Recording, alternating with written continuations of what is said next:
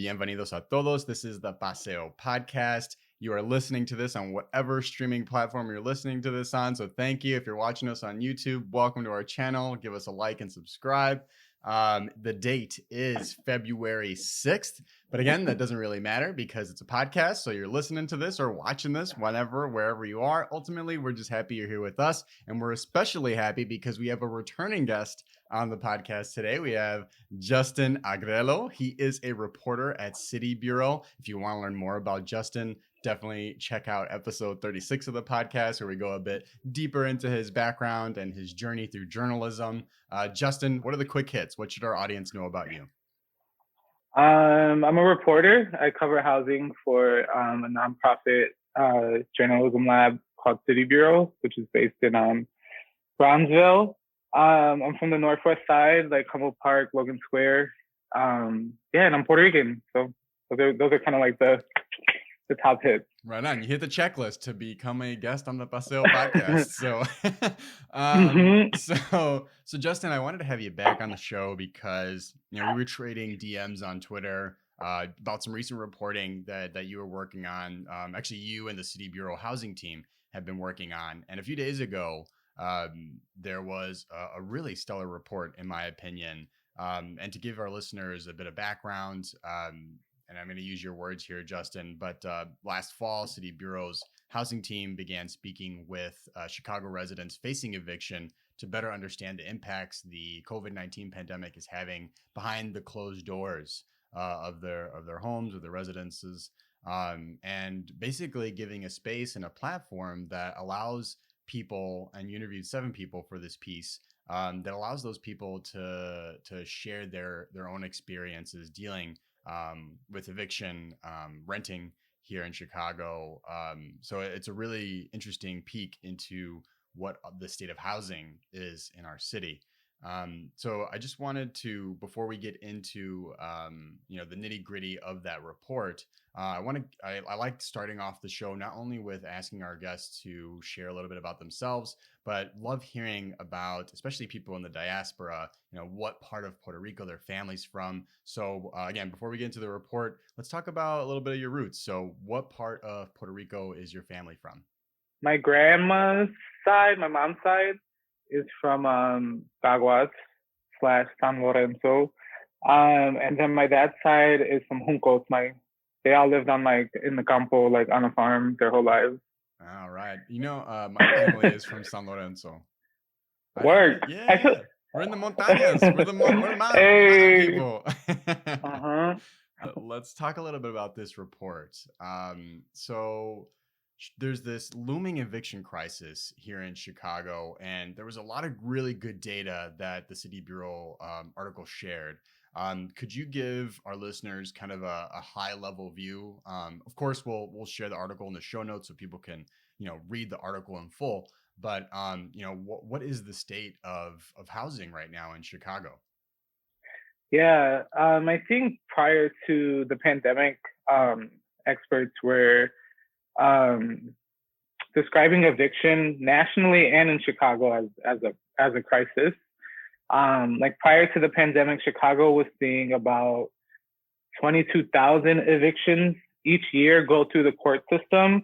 But that doesn't, I think I said this in our last interview, that doesn't capture the scale of eviction because landlords don't necessarily need to use the court system in order to remove people, to displace them. They can use more aggressive means like threats of violence, intimidation, illegal lockouts. All of the people we spoke with for this story experienced some of that, utility shutoffs, etc.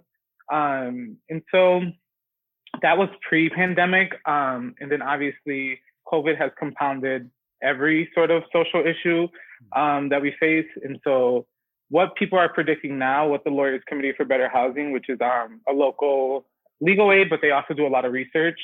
They're projecting that as soon as the eviction ban lifts, that Chicago could see 21,000 evictions in a single month. So essentially what we would have got in 1 year, we could see in a month. But again, that is the formal process of eviction, right? Like that's the formal record. Like we don't really know how many people have already been displaced, and I don't think we'll really grasp the full scale of the eviction crisis, at least not immediately. So I'm reading this article, and there was a number thrown in there that said over 1,500 Chicagoans Mm-hmm. were hit with a residential eviction filing after the shelter-in-place order was implemented. And that's I want to say that was like early March that's or late March Mm-hmm. that's was implemented. And some of the reasons for these evictions that landlords were stating were things like, this tenant is we're evicting this tenant because it's a direct threat to the health and safety of other tenants, or this tenant is an immediate and severe risk to the property. But that, based off of the stories I'm reading and the reports I'm reading, I don't get the sense that these residents that are being evicted by their landlords pose a severe risk to the property or to other tenants that reside in the property. So just curious to hear your thoughts. I mean, why do you think landlords are evicting people at such a high clip, when the reality is most people probably can't pay their rent because the economy is in shambles because of the pandemic? The work is not there, so the money's not coming in. That seems to be the at the heart of a lot of these evictions, and yet landlords are leaning into this threat to property, threat to other tenants. And I don't want to make a blanket statement and say there aren't tenants that may pose a risk to property or other tenants, but this strikes me as improbable that a high majority of these eviction cases are centered around a true threat to other people or a property. So, what are some of the, in your opinion, what are some of the things you think, or some of the reasons you think landlords are evicting people at such a high rate?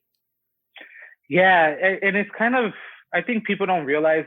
I think if people know about the eviction moratorium, which not a lot of people do know, we spoke with over 30 people for this project, over 30 tenants, and a lot of them didn't realize that there was a ban on eviction, right? Like a lot of them didn't even really know. They were just sort of like living their lives and trying to survive. But even the folks who do know about the eviction ban, they're sort of shocked to hear that like evictions are still being filed.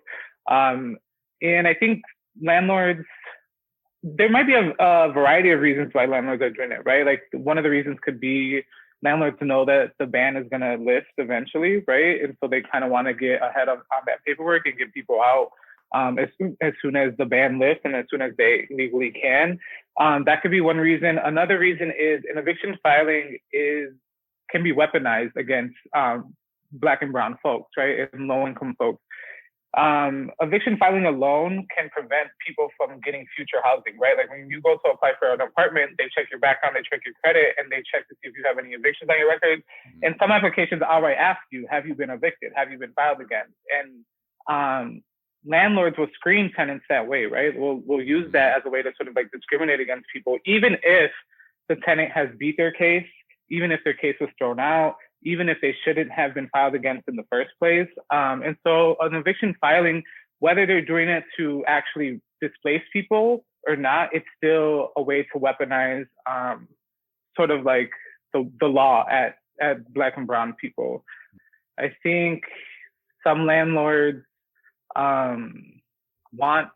view housing strictly as a business, right? Like as like a commodity to be sold and to be bought, right? And for renters, housing really isn't a commodity, right? Like it's a right. It's like what we need to live. And so there's I want to make a clear distinction between like the interests of the landlord class and like the interests of like tenants, right? Like they have two very different interests, right? Like one interest is to make profit.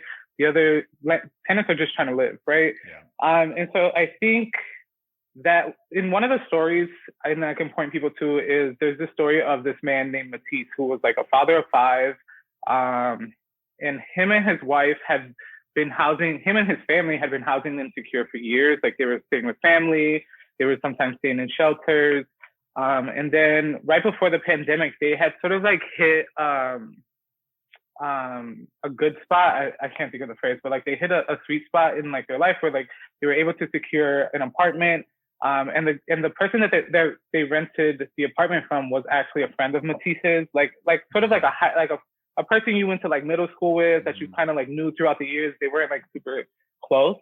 But Matisse is a truck driver. And then at the start of the pandemic, a lot of truck drivers, people just weren't moving freight, right? And so his hours got cut. And then, he called his landlord, who happened to be this guy that he knew for years, and let him know, like, hey, like, my hours have been cut. I'm not going to be able to make the rent this coming month. Like, but like, I'm going to apply for unemployment and, I'm going to get you your money. Right. And then I think Matisse missed like 2 months of rent. And then the guy filed an eviction to evict him. Because technically landlords aren't supposed to be filing evictions for missed rent, right? Like you mentioned earlier, like the only sort of like ways that they can file an eviction, or they're supposed to file an eviction right now, is through like threats of safety or through like health reasons and like threats to the property. And so that little sort of like technicality is how a lot of landlords are getting in. And then when the judge hears the case, the judge will decide, should this case have been filed, right?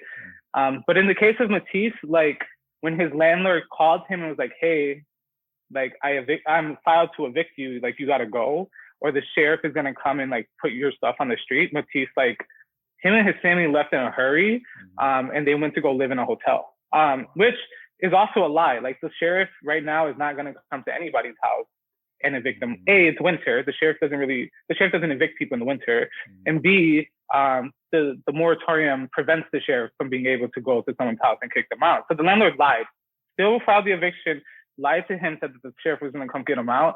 And then I asked Matisse, like, if this is your friend, like, why did he do that? And he's like, he really looked at it as a business. Like, he looked at it as like, this isn't a friendship, like this is a business agreement, and your side of the deal has fallen through. And so like, now I'm going to do what I got to do. Right. And so I think that's part of the reasons. Sure, I do think landlords are in a bind, like they are in a pinch, especially small landlords who maybe like have like, just a 2-flat or 3-flat, like they're also feeling the pandemic.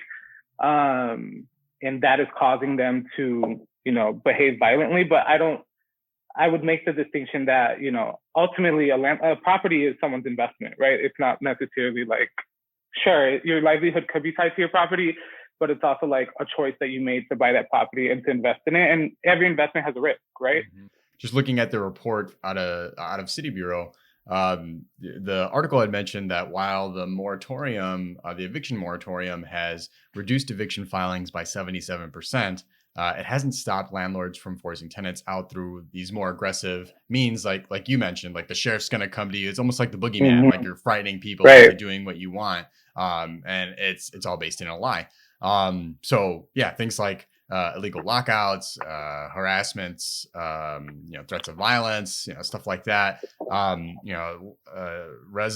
Renters are really getting the raw end of the deal. And according to the City Bureau report, the figure that was mentioned, it's been months that housing advocates across the city have been warning of this looming eviction crisis, where as many as 31% of Illinois residents could be evicted once these local, state, and federal protections expire, which is mind-boggling. Like it sounds terrifying. I wanted to focus, like taking those numbers into consideration. I did want to talk about how this affects the Puerto Rican population, the Latina population. The article does make a mention of like undocumented immigrants from that standpoint. Like if you are afraid of getting deported and you get hit with an eviction notice, I mean, you don't want to take this to court because, again, you could get deported, you could get caught up in our awful immigration system. So the stakes get that much higher. Looking at the Puerto Rican, Latinx population as a whole, how is this looming eviction crisis impacting them?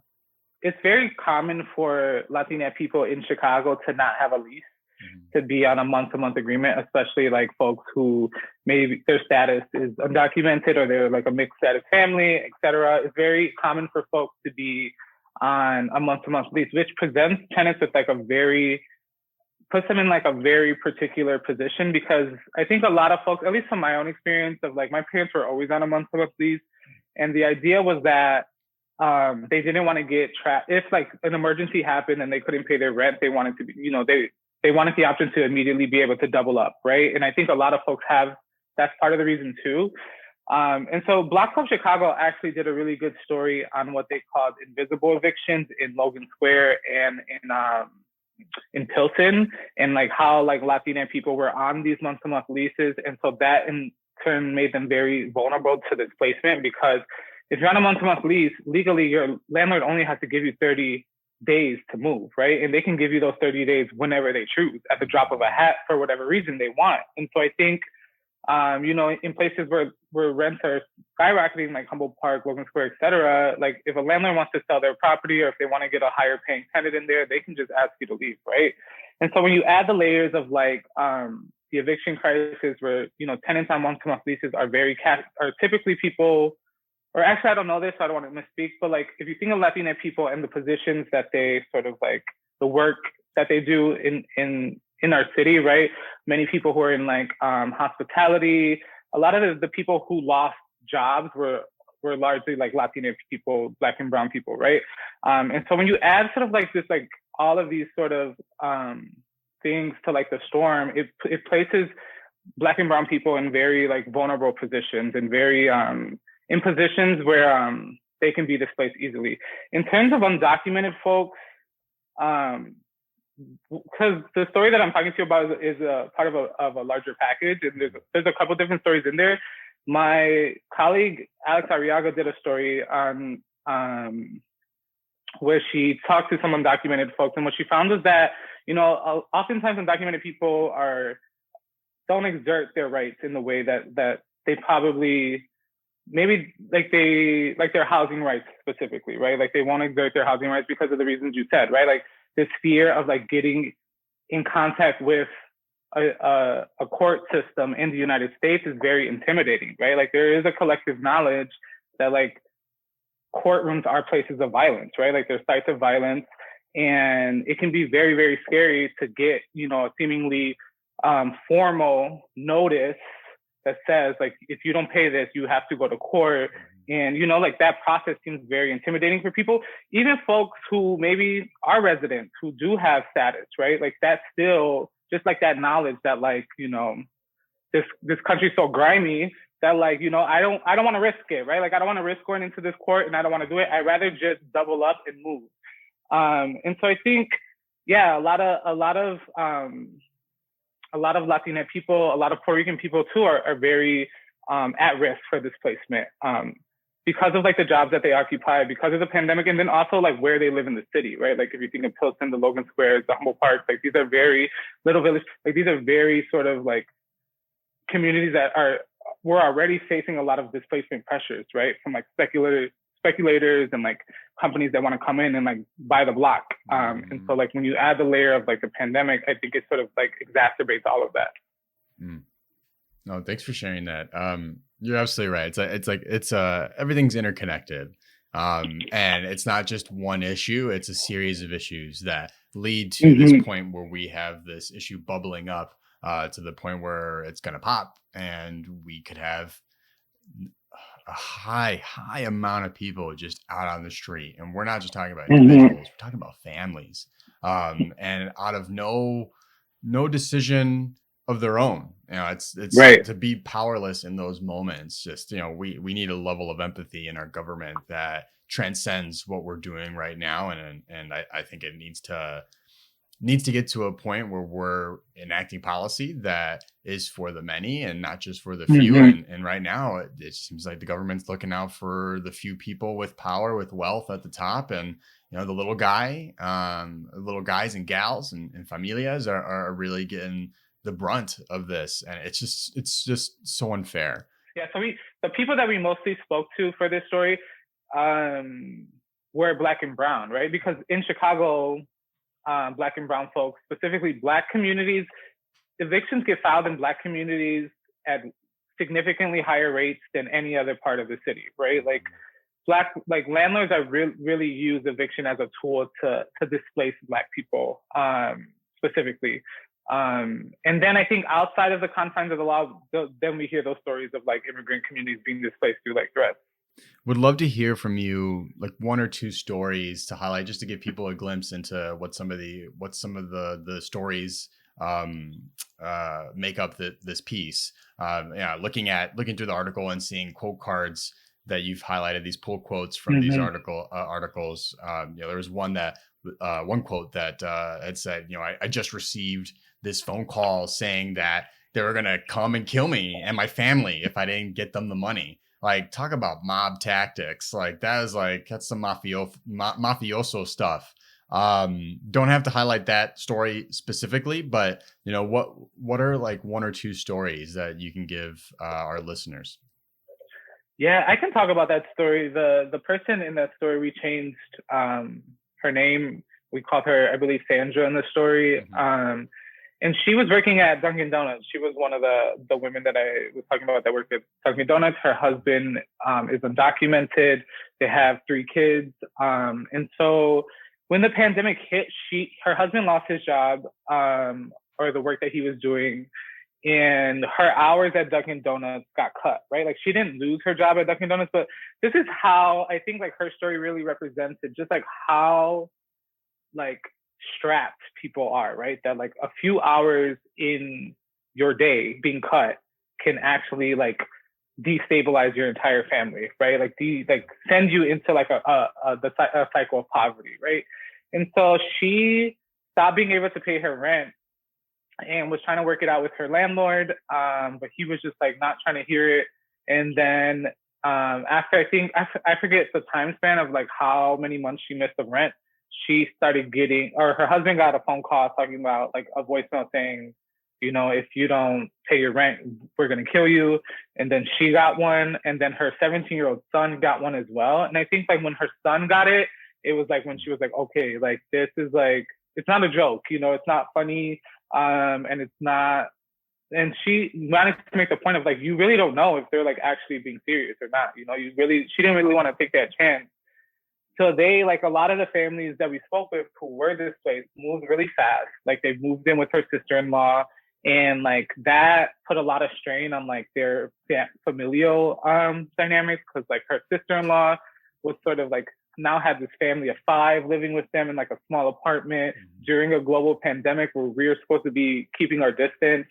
And the sister-in-law was also sort of like struggling to get by. And it just sort of like put, like when we evict people, their eviction is a very traumatic experience, right? It's a very traumatic and violent experience.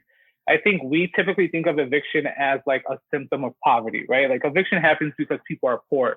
When in actuality, people are poor because oftentimes they've been evicted, right? Mm-hmm. And so eviction in a lot of ways drives poverty. It creates poverty. It throws families into cycles of poverty. And it also has a ripple effect, right? Like it wasn't just Sandra who was evicted, right? Her kids who were doing e-learning were also evicted. That disrupts like their learning, that disrupts their development, that puts a lot of pressure on them in an already sort of like high stress environment. And her story is really heartbreaking in a lot of ways because her son had been working at Domino's, and he, like throughout, before the pandemic, he was saving like his money from working at Domino's, saving birthday money. And he eventually like had enough in his savings to give the family, to be able to give the family like a first month's rent and a security deposit. And so they were able eventually to find stable housing, but they had to go through all of that. And again, she left. Another thing that happens that's common in eviction is when people leave, they leave like valuable things, right? Like they leave couches, they leave refrigerators, they leave things that like have taken them years to come up with and to buy it. When Sandra spoke to one of our reporters, she said, I have like 3 dishes in my home. I have like 3 dishes and like 2 chairs, and like we're sleeping on the couch. My kids don't have jackets. You know what I mean? Like this is sort of like what people are forced to experience.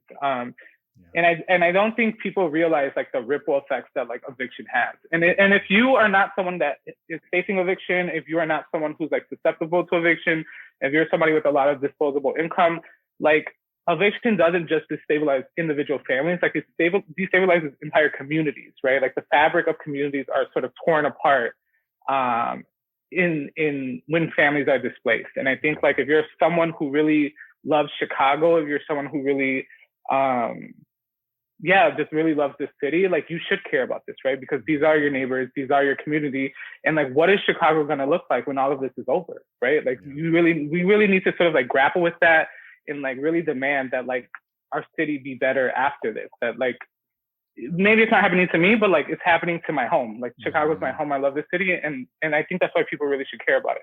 But that was one of the stories that stood out to me. Another one was actually, Justin, if I can interrupt you for a go quick ahead, second interrupt me. for Sandra's story, reading that, it reminded me of the amount, and what you were saying, it reminds me of the amount of layers that go into finding a new home. Like in Sandra's case, I don't know a lot about Sandra personally, but if she takes public transportation to work every day, does not own a vehicle, to your point, amassing things like furniture, dishware over time. Like, if you get evicted and you're not getting any income and now you have to move, well, you don't have a car. How are you going to load up all your stuff to take with you? Now you have to find money to get a mover, and movers are expensive, or you have to have money to rent a car, but then you have to have proof of insurance. You have to have that with a car. If you don't have a car, you don't have proof of insurance. Yeah. How are you gonna rent a vehicle like a U-Haul van or a U-Haul truck to move your stuff? So roadblock, right? And a lot of the houses in Chicago, being as old as they are and needing to get upgrades, substantial upgrades, to make it a more equitable property for the various tenants living there. In Sandra's case, she had mentioned that both the light and the gas were connected to a basement unit, and that the landlord never gave her money for that. So on top of having to make rent month to month, she's also having to foot the bill for a unit that she's not even living in. So it just all compounds on one another. And I know when my wife and I are blessed enough now to have a home of our own. But when we were renting and jumping from spot to spot, we'd have landlords that would ask us for our job history, for pay stubs, to show that we could actually pay that rent. So if you don't have money coming in, you don't have a recent pay stub or two to show a landlord, that's already blocking you out from a large part of the available units in the city. Not to mention that we're already seeing an exodus of Latina and Black people from the city of Chicago. And I want to be clear too, when I talk about like Puerto Rican especially, like we're Black as well. Like, we have Black, Indigenous, European roots. We're not just, European, or not just Indigenous, or not just Black. Like, there's a mix there. So it's this eviction crisis is almost like an attack on all of us. It is an attack on all of us, especially communities of color, poor working class white folk. And again, just reading these stories is just really heartbreaking, and just wanted to make that point that you sparked when you were answering my earlier question, that this is such a layered and nuanced process, and I don't think people really put this into the give this the full gravity it needs.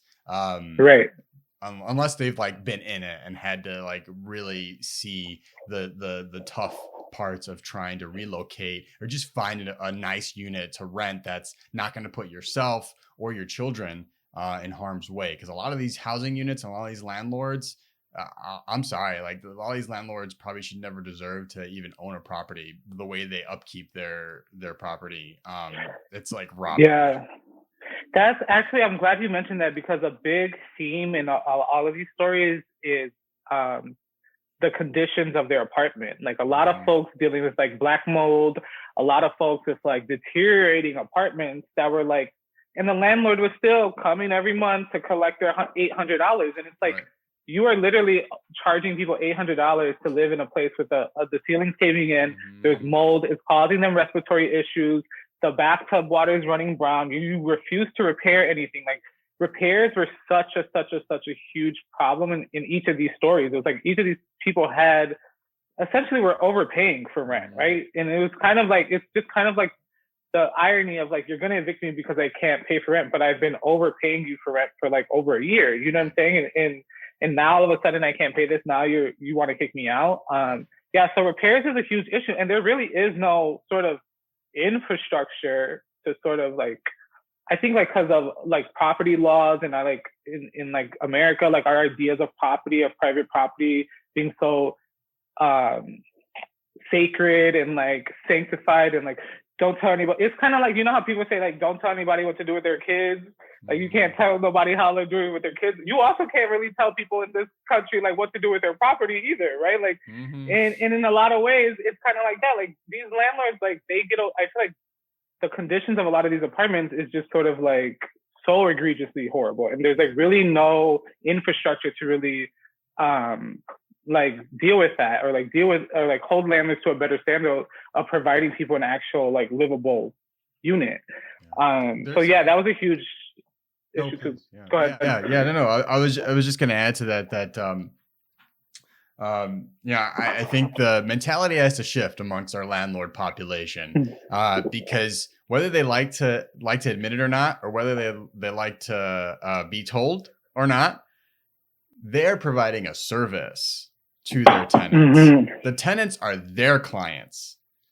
They're there to serve them. That's why the tenants are paying them for that service. It's not the other way around. The tenants aren't serving the landlords. The landlord is providing a service. And a lot of these landlords look at it as take, and there's no give. Like, you should just be happy I'm giving you 4 walls and a roof and a ceiling. Right. You know what I mean? And that is just such a warped way of looking at that dynamic, and a warped way, to your point, like some of these landlords look at it as a business, and it's just people are not commodities. People are not property. Like there is a human dynamic here that just gets so overlooked.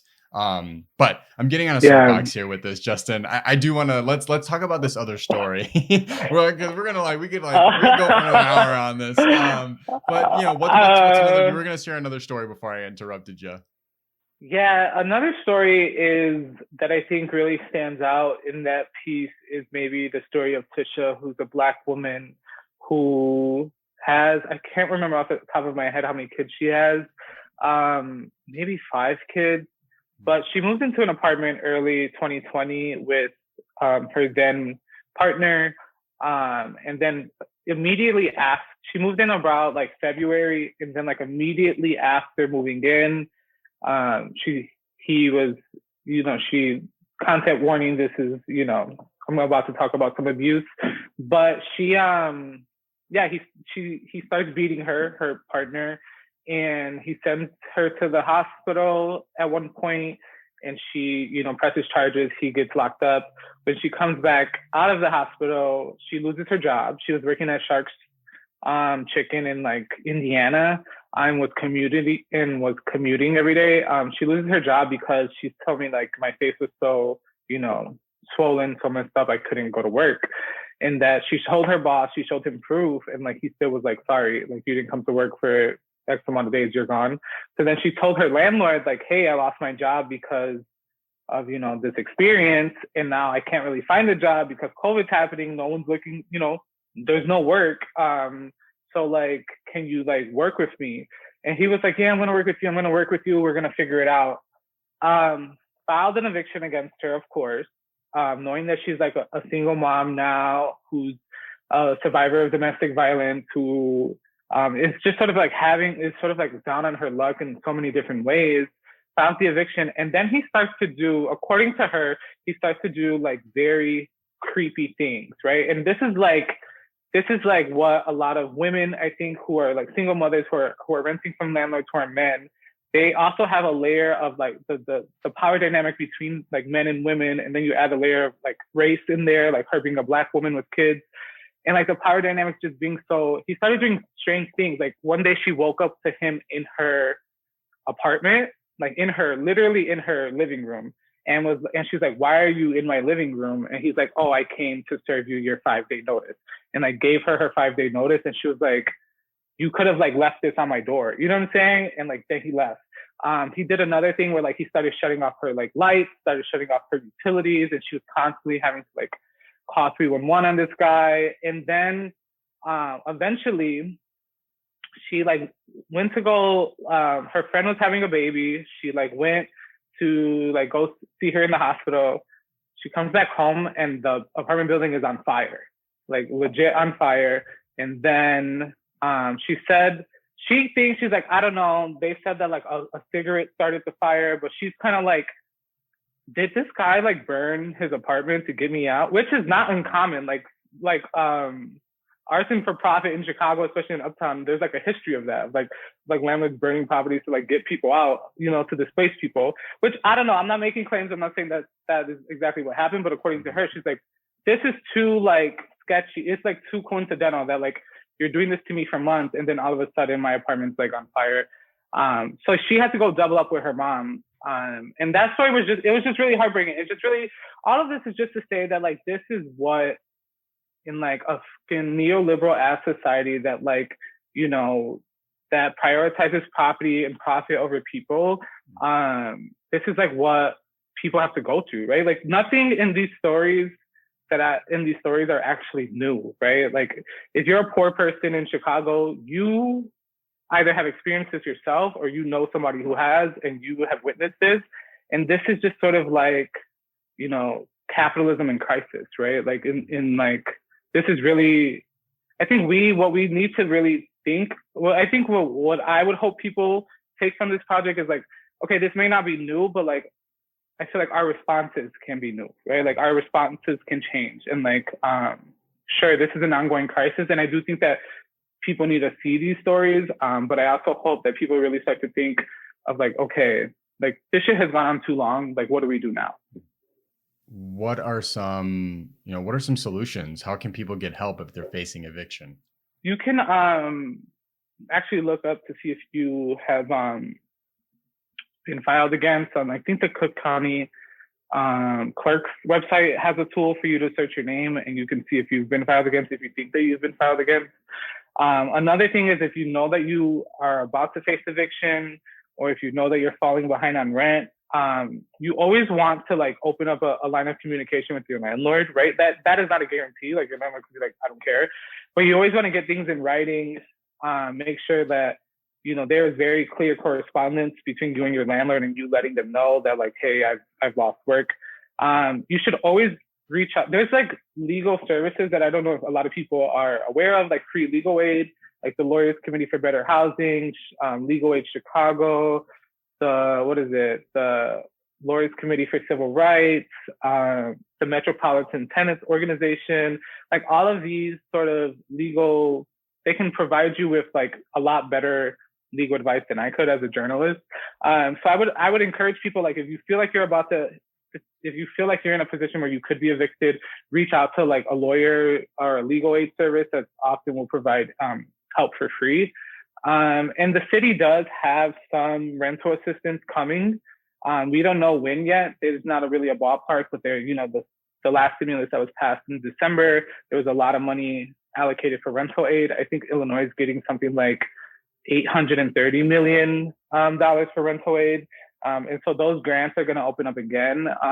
So I would encourage people to be looking out for those as well. And really, there's also power with like organizing with your neighbors, right? Of like forming tenants unions, or like getting if your neighbors are also struggling, like coming together and like trying to collectively work out a deal with your landlord can also be, I think, powerful for people. I think at the more policy level, Chicago is sort of like, the only thing Chicago can really do, or the major tool that Chicago has to keep people in place, is like rental assistance, because we have such a strong ban on rent control. Like the city can't freeze rents, right? Like the city has no power at all to like freeze rents or control rents because of our strict ban on rent control. So I would encourage people to really, to look at the ban on rent control, think about, is this something that we should have? And then really put some political pressure on folks to sort of like repeal that ban, if that is like what you think you should be doing, which I personally, I think, let me not anyway. let me not take some people, right? Let me not take these people. But yeah, those are some options. And also, there's a lot of mutual aid too. Like looking at like Humboldt Park Solidarity Network is a mutual aid project in Humboldt Park that does some cash assistance. They do food deliveries to folks in Humboldt Park and the surrounding areas. So looking up like mutual aid projects as well could be a way to sort of alleviate some of the financial pressures that the pandemic has placed on you. I did want to transition a little bit into some lighter stuff as we wrap up our time together here, Justin. You are gonna go through. People listening, I gave Justin fair warning. We introduced this lightning round of just lighter questions to wrap up our time with our guests. So might take Justin by surprise at some of these, but we're gonna put him through the ringer here, everybody. So Justin, are you ready for this lightning round of questions? Yeah, let's do it. All right. All right, you're in the hot seat. Here we go. Go ahead. What? Oh no, I'm watch me be shady as hell. No, I'm gonna try to turn my shade down. So go ahead. Turn the shade down. Yeah, no, you can turn it up. Whatever. It's good. So okay, first question.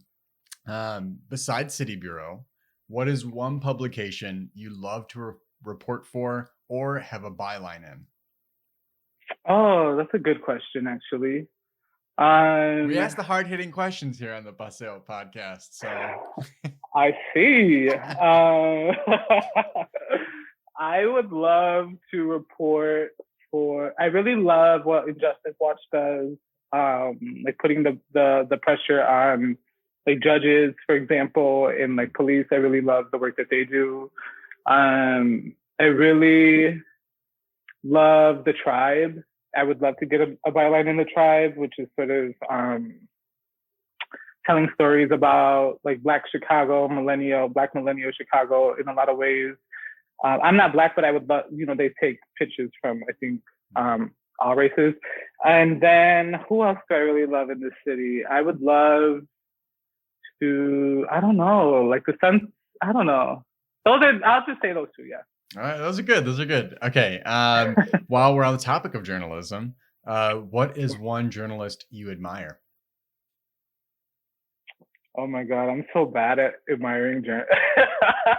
I'm so you bad just at say yourself. No, just kidding.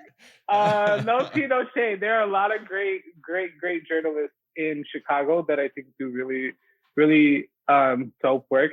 I think in terms of housing, Natalie Moore at BZ, she was actually one of my teachers in grad school. She wrote the book Southside, which is a really, really, really great book about the history of the South Side in Chicago. And she just won a U.S. artist grant. It was her, Eve Ewing, a bunch of folks that won this really prestigious award. And so I would say she does audio reporting, but her writing is really, really beautiful and really clear and crisp. And so yeah, she's definitely gold for sure. Right on. Okay. Next question. So we were trading Twitter replies on this tweet earlier, and I won't say the tweet. We were He's talking trying to get about, me in trouble. No. I won't say the tweet. He's trying to get me dragged. You're good. Don't be trying to get me dragged out here.